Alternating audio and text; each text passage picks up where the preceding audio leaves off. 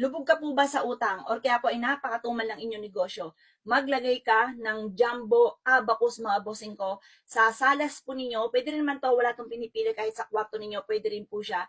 Pwede rin to lalo na sa inyo po negosyo para araw-araw ka na magkaroon ng malaking benta. Malaki po ito mga bossing, Jumbo Abacus mga boss. Ito pa mga bossing ko ay nagkakahalaga lamang po ng 500 pesos. Kapag sa amin po kayo nag-avail po nito, ritualado lahat ng aking mga pampaswerte. May pahid na langis at may kalakip na panalangin na maging matagumpay po kayo sa buhay. Avail nyo na po ito mga bossing. Ito yung Jumbo Abacus. Ipapatong nyo lamang siya or kaya po, i-stand nyo siyang ganyan, tatayo na rin po naman siya o kaya pa ganyan.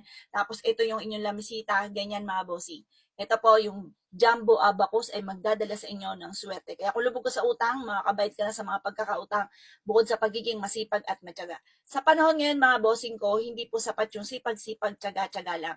Dapat meron tayong mga alternative na pamamaraan kagaya po nitong aking pinapakitang ito na pang-attract ng swerte mga bossing. Kaya kung gusto mo ikay swertein, pag sinabing abacus, swerte ito lalo na sa pera. Kaya kung gusto mo maging matagumpay mga bossing ko, ito po ang kailangan. Meron po kayo. 500 pesos lamang po ito. Sariling gawa, sariling disenyo. Kapag sa amin po kayo nag-avail ritualado lahat ng aking mga pampaswerte, may pahid na langis at may kalakip na panalangin na maging matagumpay po kayo sa buhay. Avail nyo na po ito mga bossing.